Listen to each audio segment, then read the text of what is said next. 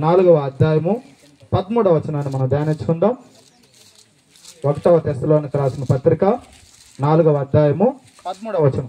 அன்றியும் சகோதரரே, நித்திரை அடைந்தவர்கள் நிமித்தம் நீங்கள் நம்பிக்கை அற்றவர்களாக மற்றவர்களைப் போல துக்கித்து அறிவில்லாதிருக்க எனக்கு மனதில்லை. సహోదరులారా, నిరీక్షణ లేని ఇతరుల వలె మీరు దుఃఖపడకుండా నిమిత్తము నిద్రించిన వారిని గూర్చి మీకు తెలియకుండా నాకు ఇష్టము లేదు. తెలియకుండా మాకు ఇష్టము లేదు. అయితే ఈ సమయంలో సహోదరులారా, నిరీక్షణ లేని ఇతరుల వరే మీరు దుఃఖింపకుండా నిమిత్తము. అయితే దేవాదేవుడు మన యొక్క పుట్టుకును గురించి, మరణము గురించి, దుఃఖమును గురించి, ఓదార్పు గురించి అన్ని కూడా సకలాన్ని ఆయన మనకు పొందుపరిచి ఉన్నాడు. అయితే మనము ఈ సమయంలో నిరీక్షణ లేని ఇతరుల వల్లే మనం ఉండకూడదు అనేసి దేవుడు తెలియచేస్తున్నాడు. అయితే మరణము అందరికీ వస్తుంది, అందరికీ వస్తుంది. ఈ భూమి మీద మరణించకుండా జీవిస్తా ఉన్నాడు ఎవరు కూడా లేదు. ఈ సృష్టిలో ఎవరు కూడా లేదు. ఒకే ఒక దేవాదేవుడు యేసు ప్రభుల వారు మాత్రమే ఆయన మరణాన్ని గెలిచిన దేవుడు. అయితే మన కుటుంబాల్లో, మన యొక్క ప్రాంతాల్లో, అయితే మన యొక్క ఇంట్లో ప్రతి ఒక్కరికి మరణము తథ్యము. కాబట్టి మరణం గురించి కూడా మనము జీవిస్తున్నవారు, మనం బ్రతుకున్న వారు ఏం చేయాలంటే దానిని జ్ఞాపకం చేసుకోవాలి. ఇతరుల వల్లే మనము ఉండకూడదు అనేసి దేవాదేవుడు తెలియచేస్తున్నాడు. చూద్దాం, అదే 14వ వచనం చూద్దాం. యేసు మృతి పొంది తిరిగి లేచినని మనము నమ్మిన ఎడల అదే ప్రకారము యేసునందు నిద్రించిన వారిని దేవుడు ఆయనతో కూడా వెంట పెట్టుకుని వచ్చును. అయితే మృతి పొందిన వారందరూ, యేసులో మృతి పొందిన వారందరూ తిరిగి ఆయనతో కూడా మనలందరినీ వెంట పెట్టుకుని వస్తాడనేసి దేవాదేవుడు తెలియచేస్తున్నాడు. అయితే మానవ రూపంలో ఉన్నప్పుడే, మనిషిగా ఉన్నప్పుడే మనం యేసుని ఎవరైతే రక్షకునిగా అంగీకరిస్తారో, హృదయంలో విశ్వసించి ఆయన ఎవరైతే ఆయన యొక్క మార్గాల్లో, ఆయన సత్యంలో, ఆయన జీవంలో ఎవరైతే ప్రయాణం చేస్తూ ఆ మరణిస్తారో, మరలా దేవుడే ఏం చేస్తాడంటే ఆయన రాకడలో ఆయన మనలందరినీ పిలుచుకొని మరలా యొక్క భూమి మీదకి వస్తాడనేసి దేవుడు తెలియచేస్తా ఉన్నాడు. కాబట్టి మనము మార్పు చెందాలి, ఆయన యొక్క మార్గాల్లో మనము ముందుకు సాగుతా ఉండాలనేసి దేవాదేవుడు మనకు తెలియచేస్తా ఉన్నాడు. 15వ వచనాన్ని మనం ధ్యానించుకుందాం. మేము ప్రభు మాటను బట్టి మీతో చెప్పినదేమనగా ప్రభు రాకడ వరకు సజీవులమై నిలిచి ఉండు మనము నిద్రించిన వారి కంటే ముందుగా ఆయన సన్నిధి చేరము. ఆర్భాటముతోను ప్రధాన దూత శబ్దముతోను దేవుని బూరతోను పరలోకము నుండి ప్రభు దిగి వచ్చును. క్రీస్తునందుండి మృతులైన వారు మొదట లేతురు. ఎవరైతే యేసును నమ్ముకుంటారో, ఎవరైతే యేసును అంగీకరించున్నారో, ఎవరైతే ఆయన యొక్క మార్గంలో, ఆయన చిత్తాన్ని, ఆయన యొక్క దర్శనాన్ని, ఆయన యొక్క రాజ్యాన్ని ఎవరైతే కొనసాగిస్తారంటే వారందరూ కూడా ఆయనతో కూడా లేతురు అని దేవుడు తెలియజేస్తున్నాడు. అయితే మరణము యొక్క మనిషి యొక్క మానవుని యొక్క జీవితము ఖచ్చితంగా మరణము ఉంది. కీర్తనలు రాసిన గ్రంథం 89వ అధ్యాయము 48వ వచనం. కీర్తనలు 89వ అధ్యాయము 48వ వచనాన్ని మనం ధ్యానించుకుందాం. 48. మరణము చూడక బ్రతుకు నరుడెవడు, పాతాళం యొక్క అయితే మరణము చూడకుండా ఎవరు కూడా ఉండలేరు అనేసి ఈ యొక్క భూమి మీద ఎవరు కూడా ఉండరు. ఈ రోజుల్లో మరణము అకాల మరణాలు వస్తుంది. పుడతానే చనిపోతున్నారు, యవన కాలంలో చనిపోతున్నారు, వృద్ధాప్య దశలో చనిపోతున్నారు. అయితే మరణము అనేక రీతులుగా మానవుని యొక్క జీవితంలోకి వస్తుంది. అయితే మరణించక ఎవరు కూడా స్థిరంగా ఈ యొక్క భూమి మీద నిలిచిన వాడు ఒక్కడు కూడా లేడు అని దేవుడు తెలియచేస్తుంది. అయితే మనకు కూడా ఇక్కడ కూడుకున్న మనందరికి కూడా మరణము ఉంది. అయితే దాని గురించి మనం ఆలోచించాం, దాని గురించి ఎప్పుడు కూడా ధ్యానించాం. అయితే ఈ శరీరానికి మరణము తప్పదు. చూద్దాం తర్వాత ప్రసంగ రాసిన గ్రంథం 12వ అధ్యాయము 7వ వచనాన్ని మనం ధ్యానించుకుందాం. ప్రసంగ రాసిన గ్రంథం 12వ అధ్యాయము 7. మన్నైనది వెనకటి వలె మరలా భూమికి చేరును. ఆత్మ దాన్ని దయచేసిన దేవుని యొద్దకు మరలిపోవును. అయితే మన యొక్క మట్టి శరీరము, ఈ ఒట్టి శరీరము ఎక్కడికి వెళ్ళిపోవాలంట? మట్టికి వెళ్ళిపోవాలి. ఈ మట్టి జీవితం మట్టిలోకి వెళ్ళిపోతుంది. ఆ యొక్క మట్టి జీవితము, ఈ యొక్క జీవం ఉన్నప్పుడు ఆ యొక్క శరీరము గురించి, ఆ మరణము గురించి ఎంత మాత్రం మనం ధ్యానించం. అయితే మనము మన్నే కనుక మనం మన్ను అయిపోతామని దేవుడు తెలియజేస్తున్నాడు. దేవాదేవుడు ఆది ఎందు దేవుడు సూర్యుడు, చంద్రుడు, నక్షత్రం, ఆకాశము, ఈ యొక్క భూమి, భూ జంతువులు, ఇంకా సమస్తాన్ని ఆయన సృష్టించిన దేవుడు ఆయన యొక్క పోలికతో మన నరుని కూడా ఆయన సృష్టించినాడు. అయితే మానవునికి దేవునికి మంచి సంబంధం ఉండేది. అయితే ఆ సంబంధం ఒకానొక రోజు ఏమైందంటే, మానవుడు పాపం చేయడం వల్ల మానవునికి దేవునికి మధ్య ఆ యొక్క పాపం ఎప్పుడైతే వచ్చిందో సంబంధము తెగిపోయింది. అయితే మానవుడు ఎన్నో మార్లు ప్రయత్నం చేస్తూనే ఉన్నాడు నిజమైన దేవుడిని, నిజమైన రక్షకుని తెలుసుకోవడానికి.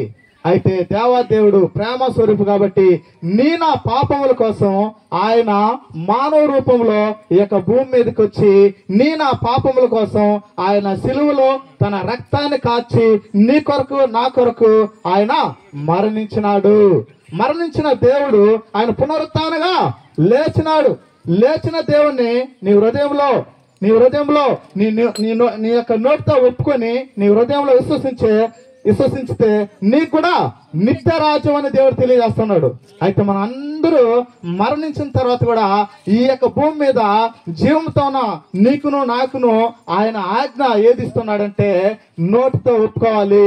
మన పాపములను నోటితో ఒప్పుకొని హృదయంలో విశ్వసించితే నీకును నాకును నిత్య రాజ్యం అని దేవుడు తెలియజేసినారు. అయితే ఈ రోజు అమ్మగారు మరణించినారు. ఆమెకు నిత్య రాజ్యంలో ఆయనకు చోటు. ఎందుకంటే పాప క్షమాపణ పొందింది, బాప్తిసం తీసుకునింది, రక్షణలోకి వచ్చేసింది. అయితే వారికి నిత్య రాజ్యంలో ప్రవేశం ఉంటుందని దేవుడు తెలియజేస్తున్నాడు. కాబట్టి నిత్య రాజ్యం నీకును నాకును మనకు కావాలంటే ఆయన యొక్క మార్గాన్ని మనము అనుసరించేవారుగా ఉండాలనేసి దేవుడు తెలియజేస్తా ఉన్నాడు. చూద్దాం ఆ ప్రసంగ రాసిన గ్రంథం 7వ అధ్యాయము 1-2 వచనాలు మనం ధ్యానించుకుందాం. నాకు ఇచ్చిన సమయం కొద్దిగా. దుర్దినములు రాకముందే ఇప్పుడే వీటి యందు నాకు సంతోషము లేదని నువ్వు చెప్పు సంవత్సరములు రాకముందే తేజస్సులకు సూర్యచంద్ర నక్షత్రములకును చీకటి కమ్మక ముందే వాన వెలిసిన తర్వాత మేఘములు మరలా రాకముందే నీ బాల్య దినములు ఎందే నీ సృష్టికర్తను స్మరణకు తెచ్చుకొనుము. కాబట్టి మనము సృష్టికర్తను మనము స్మరణకు తెచ్చుకోవాలి. ఈ జీవం ఉన్నప్పుడే, మన ప్రాణం ఉన్నప్పుడే, మనము శరీరంలో ఉన్నప్పుడే, ఆత్మ ఈ శరీరంలో ఉన్నప్పుడే మనం ఏం చేయాలంట? సృష్టికర్తను మనము స్మరణకు తెచ్చుకోవాలి. దుర్దినములు రాకముందే, దినములు చెడ్డవే, అవి ఎప్పుడు ఎలా వస్తుందో మనకు తెలియదు. భయంకరమైన అపాయకరంలో మనం ఉంటున్నాం. ఏ యొక్క స్థితిలో ఎప్పుడు మరణం వస్తుందో మనకే తెలియదు.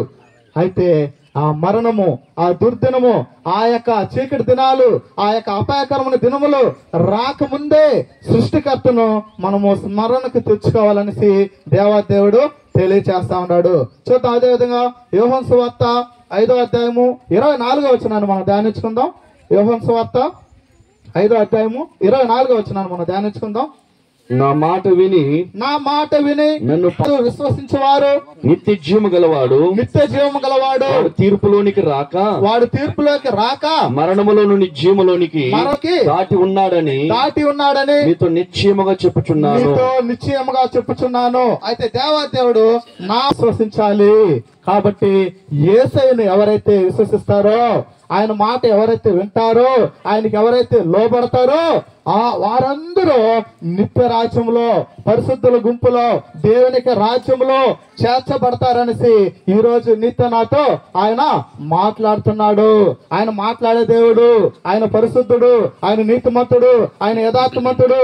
ఆయన గురించి మనము స్మరణకు తెచ్చుకోవాలి. సృష్టికర్తను గురించి మనం ధ్యానించాలి. మనము ఎప్పుడైతే మన జీవితాల గురించి మనము పరిశీలన చేసుకుని ఆయన వైపు చూసినప్పుడు నీకును నాకును ఆయన నిత్య రాజ్యంలో ప్రవేశించడానికి మనల్ని వారసులుగా ఆయన చేసి ఉన్నాడు అనేసి దేవాదేవుడు తెలియచేస్తా ఉన్నాడు. కాబట్టి మనము ఆయన యొక్క రాజ్యంలో, ఆయన యొక్క గృహంలో మనము ఉండాలంటే ఈ లోకంలో మనం నీతిగా బతకాలి, మంచిగా బ్రతకాలి, సత్క్రియలు చేయాలి, మంచి కార్యము చేయాలనేసి దేవాదేవుడు తెలియచేస్తున్నాడు. నేను 2 నిమిషాలు నేను ముగిస్తా. 2వ తెస్సలోనికి రాసిన పత్రిక 2వ అధ్యాయము 16వ వచనాన్ని మనం ధ్యానించుకుందాం.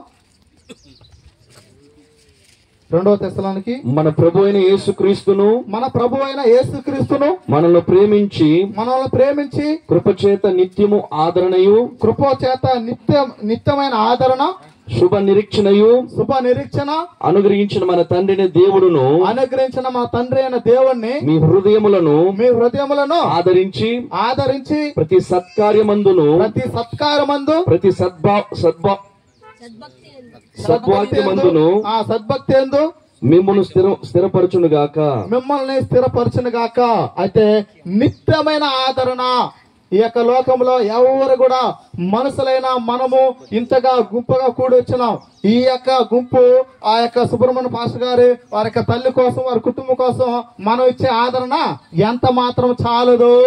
అయితే దేవుడిచ్చే ఆదరణ వారి కుటుంబానికి, వారి తల్లి గారికి, ఆ ఆత్మకు శాంతిని దేవుడు కలుగు చేస్తాడనేది ఈ యొక్క సమయంలో దేవుడు మనతో తెలియచేస్తా ఉన్నాడు.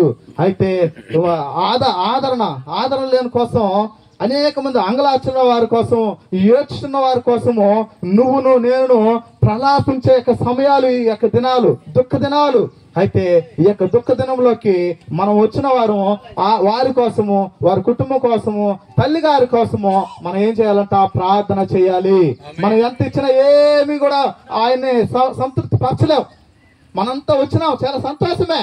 అయితే సంతృప్తి ఎక్కడ ఉంటుందంటే ప్రార్థన చేయట.